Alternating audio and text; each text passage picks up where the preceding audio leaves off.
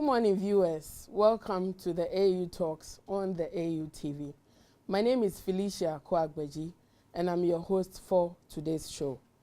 Today, we'll be looking at the issue of drug use among Africa's youth bulge.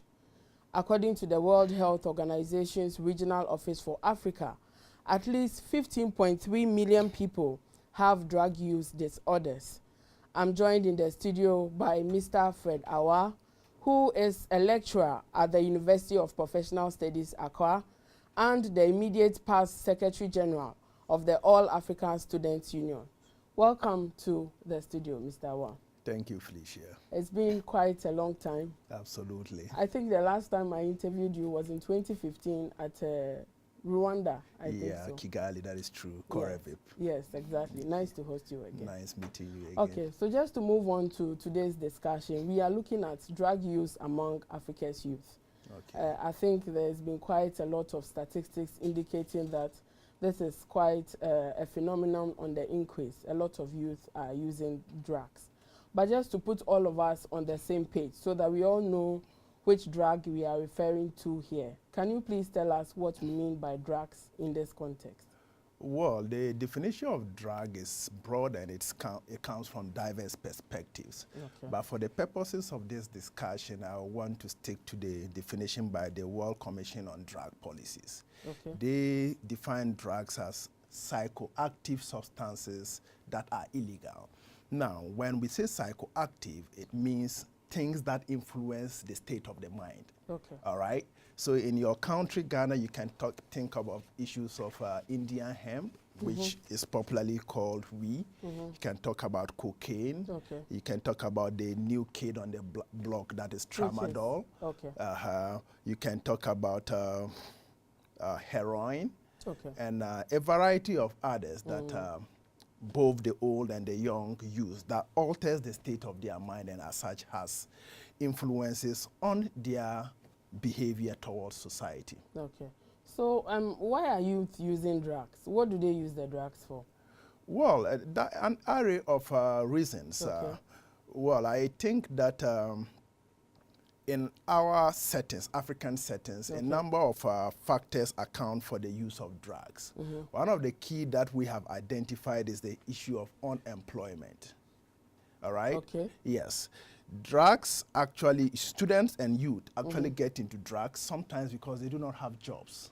But why does you not having a job influences you to take drugs? Averagely, my sister, you have a job, you are seated here, you are not idle.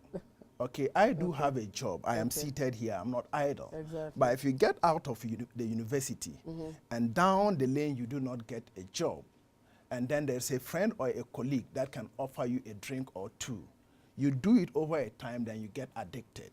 So that is one of the key issues that we have identified as being the cause of drug abuse amongst the youth. Take, for instance, your country, Ghana. Okay. It is estimated that only 10% of the graduates that are churned out of our universities get employment within a year, meaning that the 90% are idle. And there are tendencies that they'll get into drugs because the devil finds work for an idle what? Hand.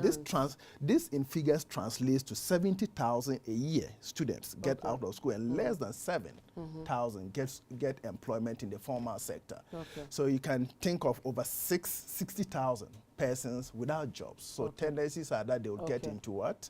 Into things like that. Absolutely. Well, I don't really see the logic because taking drugs will not necessarily give you a job. Yes. That is an argument that a lot of people have said over time, but reality is that when persons are involved in working, they do not have idle time to go in for.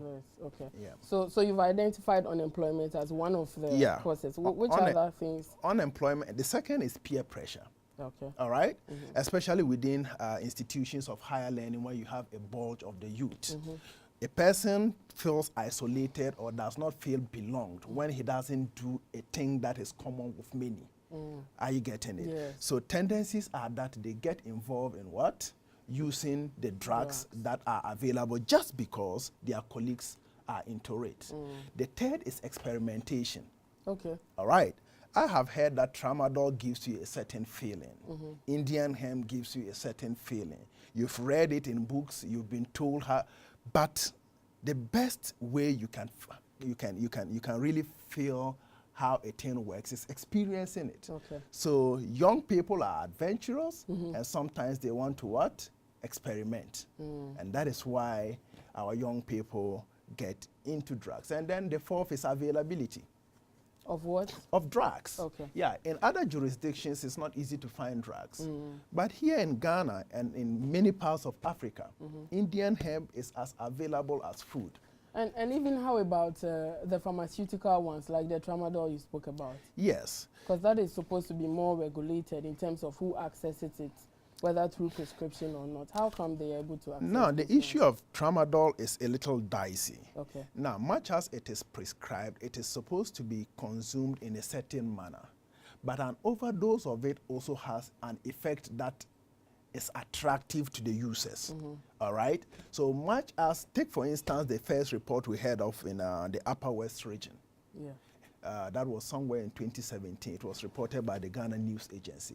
It was not as if students could not, in Ghana, when you get into a chemical shop, not a pharmacy, you can buy any drug that you want, including paracetamol.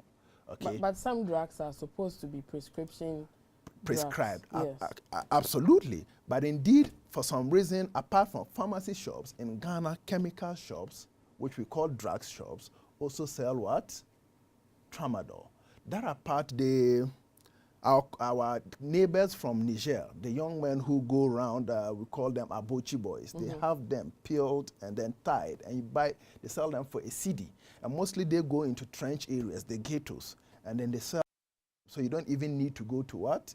The pharmacy. They know where you are and they will bring it to you. Okay. And usually they'll sell it to persons who are doing very hard work.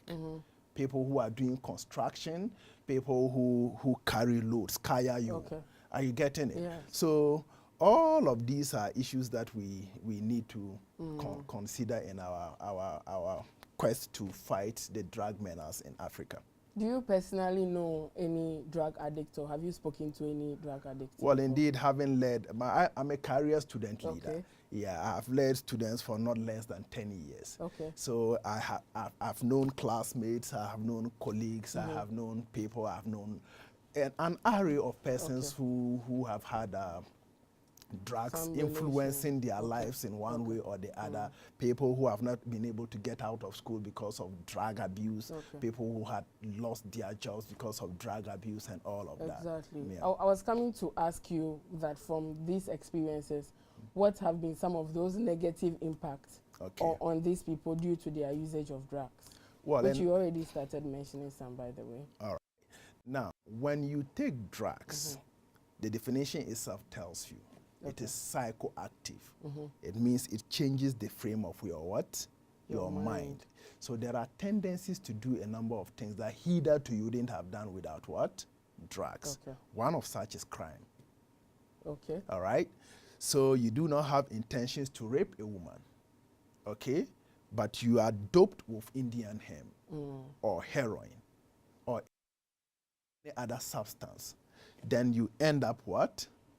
Raping. All right? When the substance gets off your mind or it clears from your system, you realize that you didn't intend doing this, but that is has also, that's what